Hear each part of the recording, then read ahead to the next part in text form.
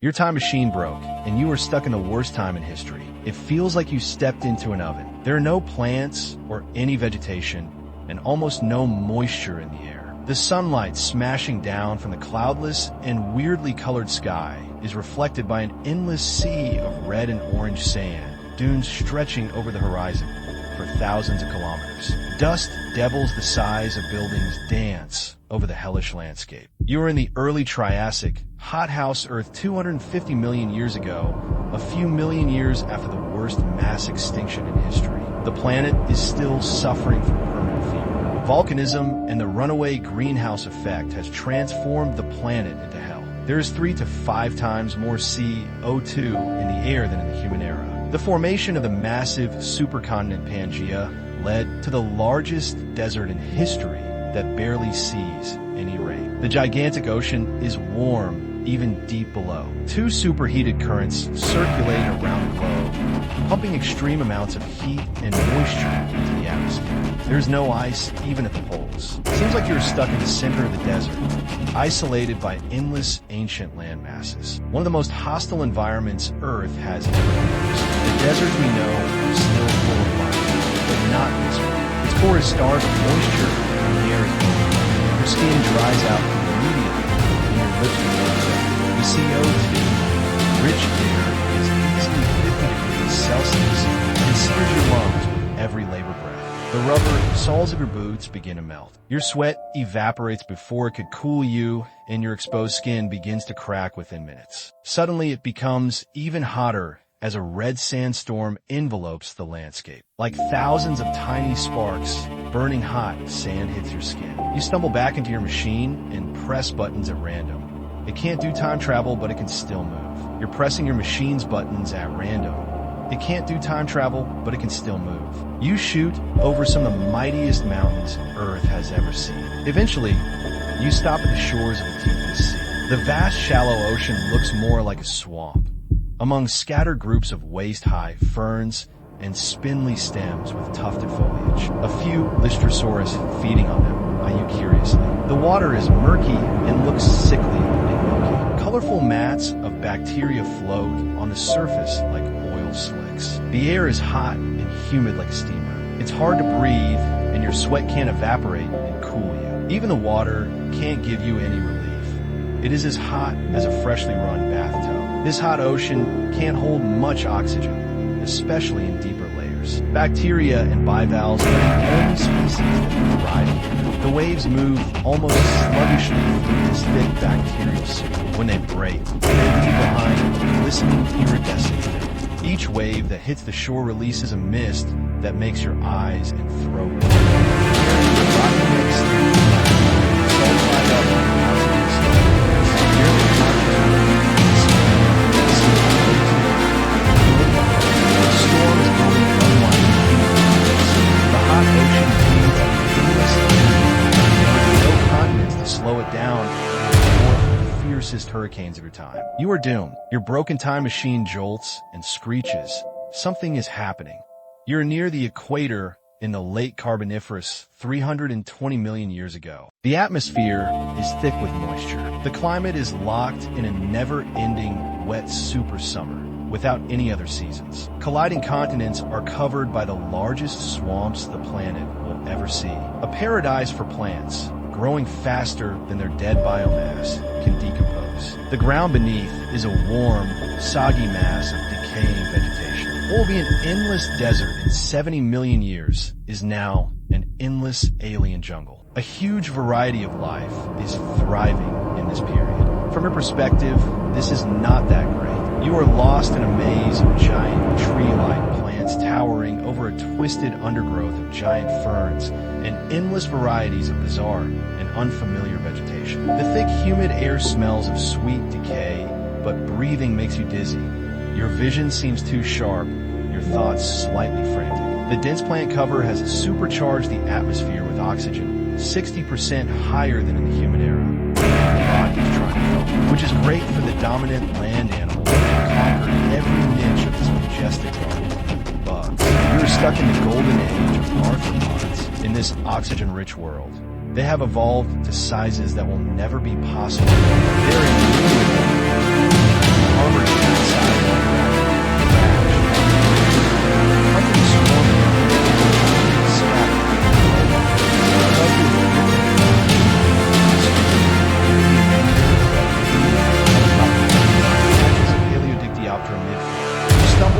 bushes filled with countless crawling creatures as an arthropleura, the length of a car, picks its way through the ferns, moving countless legs in hypnotic waves. You reach a swampy clearing and stumble into the shallow water, dizzy and terrified as a pulmonoscorpius rips apart its prey, eyeing you with some interest. Here in the clearing, you can see the sky above the canopy glow shrieking red, intensifying at an alarming pace. The extreme humidity here creates sudden, violent thunderstorms, and the oxygen-rich atmosphere makes everything dangerously flammable. Even the wet vegetation can burst into explosive flame with the slightest spark. Why do all of your trips end in a storm? Well, at least it will take all the creatures that want to eat you with it. Your broken time machine jolts back to life. The world is folding in on itself.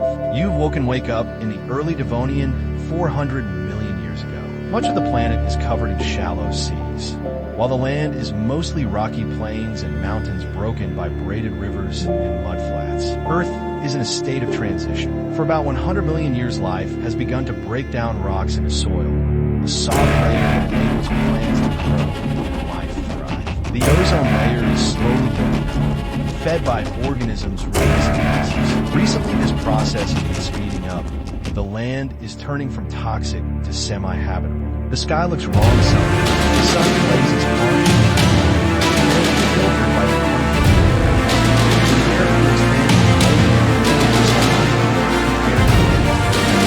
breath feels shallow and sad. You are on the verge of passing out. At least it is currently moderately warm and not stormy. But it's what dominates these lands that makes this world truly alien. Reaching up to 8 meters into the sky are massive obelisks of fungal prototaxites. As you walk closer, you notice spores catching the sunlight, drifting through the air like tiny stars. Your movement disturbs more of them, creating clouds suspended in the thin atmosphere. They coat your skin with a fine, powdery, itchy film. You try not to think about how many you're inhaling with every breath in this oxygen-poor air. The ground feels nothing like soil. It's mostly rock, partly covered by a thin, slightly springy layer of decomposing matter. Some shallow water pools reflect the pale, alien sky above. Between the fungal towers, there's a carpet of smaller fungi and a few alien-like primitive plants. No flowers, no leaves, just strange green stalks and fern-like structures that reach your ankles. Around you, the fungal towers rise like pale pillars. Their surfaces neither smooth nor rough, but something in between. They're neither wet nor dry, slightly yielding on your touch. Small patches of what might be lichen create splashes of greens and yellows on their surfaces. The only animals you can spot are a few insects burrowing into the large mushrooms. Everything is eerily quiet. You sit down on a rock. Is this it? As the night approaches, the pale sky shifts into sickly purples, grays, no animals, sounds and light, just a solemn whisper of prototypes. Atmosphere of stars, Milky Way, the sea, unsettling. The fungal towers as pale shapes against the starlit sky, their silhouettes seeming even more wrong in the darkness. You are utterly alone, a time traveler lost in an alien world. Your time machine sputters. What now? Time to start rebuilding civilization. And while a hammer and saw would come in handy, the single most important tool you'll need is your mind. Enter our friends at BrentD, who can transform your mind into a Swiss Army knife capable of tackling all kinds of problems. BrentD helps you get smarter every day with thousands of bite-sized, interactive lessons on anything you might be curious about. Level up your skills in math and logic with hands-on, visual challenges that feel like a game. Learn to think like a scientist, exploring the physics of everything from a game of pool to black holes. And plug into the big ideas powering technology as you build real skills in programming, AI, data analysis, and more. BrentD has a huge library of lessons to explore, with new lessons added each month. In each one, you learn through discovery by trying things yourself. In just minutes a day, you'll become a better thinker and problem solver with all the tools you need to transform the world.